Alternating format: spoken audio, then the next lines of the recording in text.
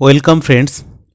কিছু ব্যতিক্রমী বা বিশেষ পরিস্থিতিতে কি করবেন, যেমন মেশিন প্রতিস্থাপনের সময় কোনো ভুলভ্রান্তি হলে, টেস্ট ভোটের সময়, অন্ধ দুর্বল ভোটদানের ক্ষেত্রে, চ্যালেঞ্জ ভোটের ক্ষেত্রে, টেন্ডার ভোট, এএসডি ভোটদান, প্রক্সি ভোটদান, ভোট না দেওয়ার সিদ্ধান্ত নিচ্ছেন এমন কোনো ব্যক্তি ভোটিং পদ্ধতি লঙ্ঘন করলে কি করবেন। চলুন বন্ধুরা, বিস্তারিতভাবে আমরা জেনে নিই। ভোটের সময় ইভিএম ভিভিপ্যাট প্রতিস্থাপন। প্রকৃত ভোট চলাকালীন সিইউ বা বিইউ সঠিকভাবে কাজ না করার ক্ষেত্রে সিইউ বা বিইউ এবং ভিভিপ্যাট সহ পুরো ইভিএম প্রতিস্থাপন করা প্রয়োজন। তবে এ জাতীয় ক্ষেত্রে মকপোলে নোটাসহ প্রতিদ্বন্দ্বী প্রত্যেক প্রার্থীকে মাত্র একটি ভোট দিতে হবে। সিইউ থেকে সমস্ত মকপোলের ডেটা সিআরসি করতে হবে, অর্থাৎ ক্লোজ রেজাল্ট ক্লিয়ার করতে হবে, এবং ভিভিপ্যাট থেকে পেপার স্লিপ ড্রপ বক্স থেকে সরিয়ে ফেলতে হবে। প্রিসাইডিং অফিসার পোলিং এজেন্টদের খালি ড্রপ বক্স দেখাবেন। মকপোল ভিভিপ্যাট পেপার স্লিপগুলির পিছনে রাবার স্ট্যাম্পের সাহায্যে মকপোল স্লিপস স্ট্যাম্প মারতে হবে। তারপরে তাদের পুরো কালো কাগজের একটি খামে রাখা উচিত এবং গোলাপি কাগজের সিল দিয়ে সিল করা। প্রকৃত ভোটের সময় কেবলমাত্র ভিভিপ্যাট প্রতিস্থাপনের ক্ষেত্রে কোনো মকপোল করতে লাগবে না। ইভিএম বা ভিভিপ্যাট এর প্রতিস্থাপন। মকপোলের সময় শুধু ডিফেক্টিভ ইউনিট মানে সিইউ নয়তো বিইউ কিংবা ভিভিপ্যাটটি শুধু পাল্টানো হবে। পোলের সময় অর্থাৎ ভোট চলাকালীন সময়ে বিইউ বা সিইউ ডিফেক্টিভ হলে পুরো সেট মানে সিইউ, বিইউ, ভিভিপ্যাট পাল্টানো হবে। নোটা সমেত প্রতি প্রার্থীকে একটি করে ভোট দেওয়া হবে মকপোলে।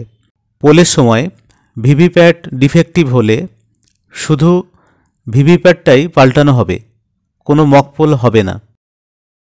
প্রিসাইডিং অফিসার যদি কোনো ইভিএম বা ব্যালট বা সিইউ চেঞ্জ হয়, তাহলে প্রিসাইডিং অফিসার এই ফর্মটি ফিল আপ করবেন।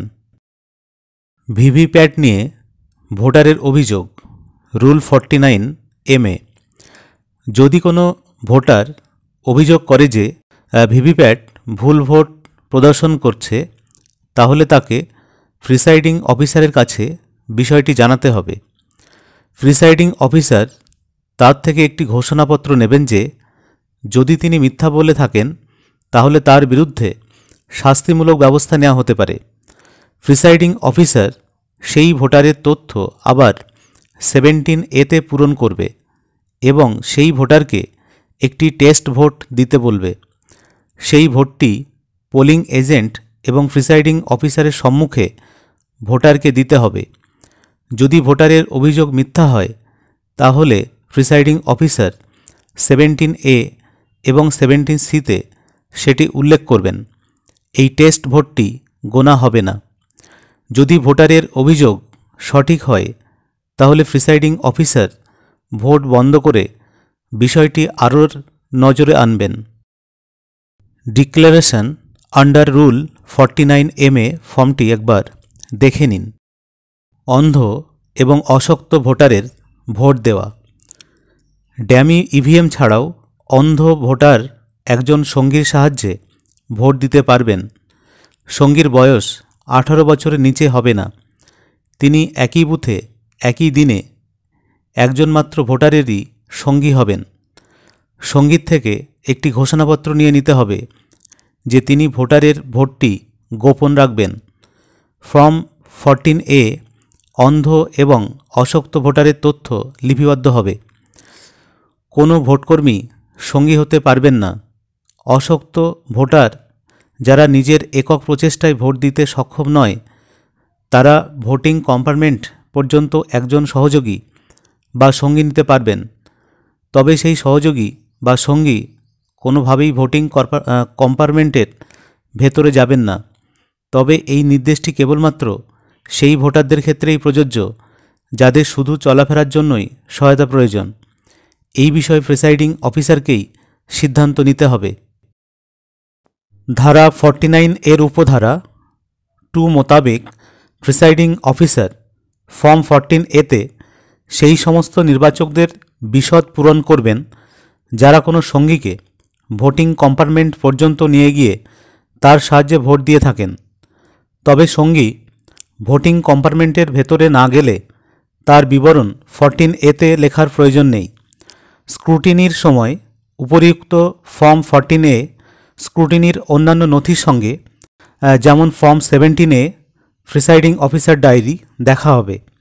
এর কারণ হলো কোথাও অনেক বেশি সংখ্যায় সঙ্গী নিয়ে অন্ধ ভোটার হলে নির্বাচন আদৌ অবাধ হয়েছে কিনা সে নিয়ে প্রশ্ন উঠতে পারে। ধারা 49N-এর উপধারা 1 মোতাবেক একজন ব্যক্তি কেবলমাত্র একজন ভোটারেরই সঙ্গী হতে পারবেন। সঙ্গীর ডান হাতের তর্জনীতে অমোচনীয় কালি লাগাতে হবে। প্রথমত, ভোটারের বাঁ হাতের তর্জনীতে কালি লাগাতে হবে।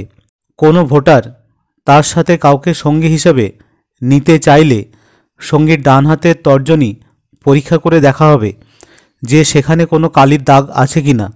দাগ থাকলে সেই ব্যক্তিকে সঙ্গী হিসাবে ভোটার নিতে পারবেন না। ভোটার ভোট দিয়ে বেরিয়ে যাওয়ার সাথে সাথেই সঙ্গীকেও ভোটগ্রহণ কেন্দ্র থেকে বেরিয়ে যেতে হবে। Declaration by the companion of blind or infirm elector presiding officer এই ফর্মটি ফিল আপ করবেন। সাথে এই ফর্মটিও ফিল আপ করবেন proforma for report on the voting by the visually impaired voters. Challenge vote হলে কি করবেন? কোনো পোলিং এজেন্টের থেকে 2 টাকা জমা নিয়ে তবেই চ্যালেঞ্জের আবেদন গ্রহণ করতে হবে। যিনি চ্যালেঞ্জ করছেন তাকে সেটির প্রাপ্তিস্বীকার রসিদ দিতে হবে। যাকে চ্যালেঞ্জ জানানো হলো তাকে সতর্ক করতে হবে যে অন্য কারোর পরিচয় ভাড়িয়ে ভোট দেওয়া শাস্তিমূলক অপরাধ। তার নাম, ঠিকানা, ফর্ম 14, চ্যালেঞ্জ ভোটের তালিকা লিখে নিতে হবে এবং তাকে সেখানেই সই করতে বলতে হবে। যদি তিনি সেটি করতে অস্বীকার করেন তাহলে তাকে ভোট দিতে দেওয়া যাবে না। একটি সামারি ইনকোয়ারি করতে হবে।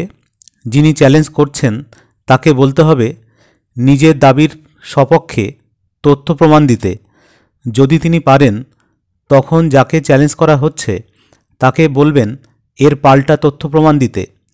যদি চ্যালেঞ্জ প্রতিষ্ঠিত হয় তাহলে যাকে চ্যালেঞ্জ করা হলো তাকে পুলিশের হাতে তুলে দিন এবং চ্যালেঞ্জারকে তার 2 টাকা ফিরিয়ে দিন।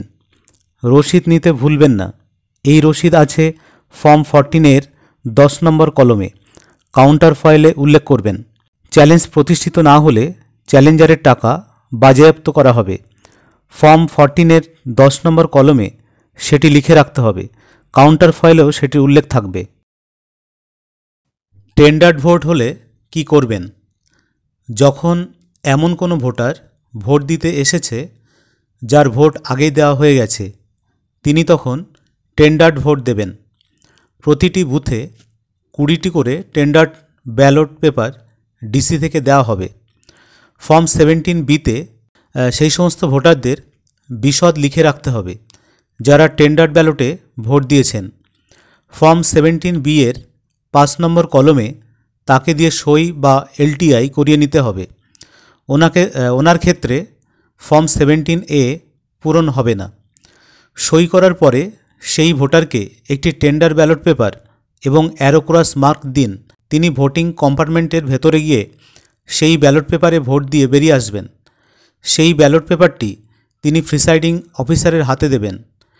ডিসি থেকে প্রাপ্ত কভার ফর টেন্ডার্ড ব্যালট পেপার সেই সমস্ত ব্যালট পেপার এবং ফর্ম 17B ঢুকিয়ে রাখুন। ভোটের শেষে 17C পার্ট 1 এর 8 নম্বর কলমে কত টেন্ডার ব্যালট পেপার পেয়েছেন, কতগুলি ভোটারকে দিয়েছেন এবং কতগুলি অব্যবহৃত টেন্ডার ব্যালট পেপার রইল তার হিসেব নির্ভুলভাবে লিখে রাখুন। এই ফর্মটি দেখে রাখুন। Form 17B list of tendered votes. ASD তালিকা থেকে কোনো ভোটারের ভোট দিতে আসা। ASD অর্থাৎ অ্যাবসেন্টি, শিফটেড, ডুপ্লিকেট বা ডেথ ভোটার। উপরিউক্ত তালিকায় থাকা প্রতিটি ভোটারকেই নিজের এপিক অথবা কমিশন নির্ধারিত বিকল্প পরিচয়পত্রগুলি নিয়ে ভোট দিতে আসতে হবে। প্রিসাইডিং অফিসার ব্যক্তিগতভাবে সেই পরিচয়পত্রটি যাচাই করে দেখে নেবেন। ফর্ম 17A-তে সেটির উল্লেখ করবেন। ওই রেজিস্টারে ভোটারের সই এর পাশাপাশি তার বাঁ হাতের বুড়ো আঙুলের ছাপ দিতে বলবেন। প্রথম পোলিং অফিসার এজেন্টদের শোনার উদ্দেশ্যে জোরে সেই ASD ভোটারের নাম ঘোষণা করবেন। ASD ভোটারের থেকে একটি ঘোষণাপত্র নিতে হবে। ASDর ফর্মটা একবার দেখে নিন। প্রক্সির মাধ্যমে ভোট, ভোটিং বাই প্রক্সি। আপনার প্রিসাইডিং অফিসারের কাছে একটি CSV অর্থাৎ ক্লাসিফাইড সার্ভিস ভোটার এদের তালিকা থাকবে, যারা নিজেদের ভোট দেওয়ার জন্য প্রক্সি নিযুক্ত করেছেন।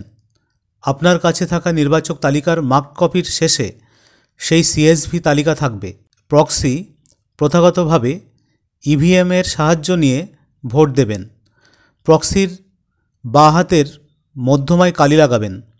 প্রক্সি নিজের, যদি তিনি সেই বুথের ভোটার হন এবং সেই CSV তালিকাভুক্ত ভোটারের মানে দুজনের ভোট দেবেন। প্রক্সির ক্ষেত্রে CSV ভোটারের CSV তালিকার সিরিয়াল নাম্বার উল্লেখ করতে হবে ফর্ম 17A-তে।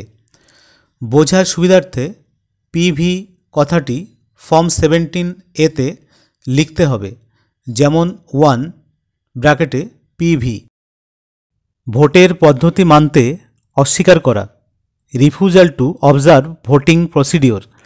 যদি কোনো ভোটার প্রিসাইডিং অফিসার কর্তৃক সতর্ক করা সত্ত্বেও নির্দিষ্ট ভোটের পদ্ধতি মানতে অস্বীকার করে, তবে তাকে ভোট দিতে নিষেধ করতে হবে। যদি তাকে ভোটার স্লিপ দেওয়া হয়ে থাকে তাহলে সেটি তার থেকে নিয়ে নিতে হবে এবং ক্যান্সেল বলে লিখতে হবে। একটি মন্তব্য, not allowed to vote voting procedure violated, লিখতে হবে 17-এর মন্তব্যের জায়গায়। সেই মন্তব্যের নিচে প্রিসাইডিং অফিসার তার পুরো সই করবেন। যদি কোনো ভোটার ভোট দিতে অস্বীকার করে তাহলে কি করবেন?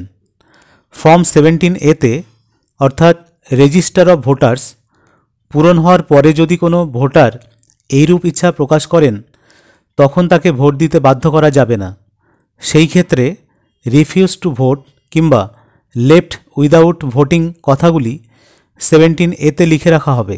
প্রিসাইডিং অফিসার তার নিজের পুরো সই সেই মন্তব্যের নিচে করবেন।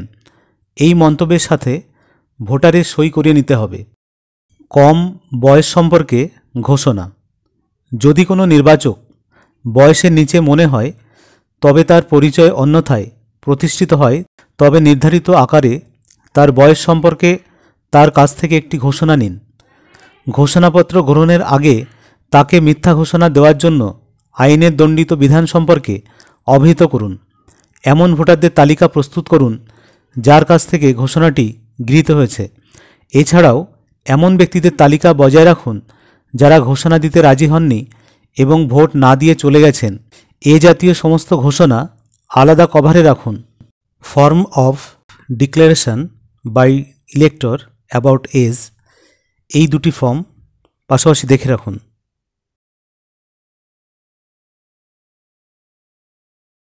ইসির নির্দেশনা number 4/3/2023 by SDR by vol X dated 5 February 2024, শিশু শ্রম সম্পর্কিত। কমিশন তার পূর্ববর্তী দিক নির্দেশগুলি পুনরায় জানিয়েছে যে এটি সমস্ত রাজনৈতিক দল এবং নির্বাচন কর্মকর্তাদের দ্বারা নিশ্চিত করা উচিত শিশুদের নির্বাচন সম্পর্কিত কোনো প্রক্রিয়া বা ক্রিয়াকলাপে যেন জড়িত না করা হয়। বন্ধুরা, যদি কোনো জিজ্ঞাসা থাকে অবশ্যই কমেন্ট করে জানান। আর যারা চ্যানেলটিতে নতুন তারা সাবস্ক্রাইব করে পাশে থাকা বেল আইকনটির অল বাটন অন করে রাখুন, যাতে করে ভিডিও লিঙ্কটি সবার আগে আপনার কাছে পৌঁছে যায়।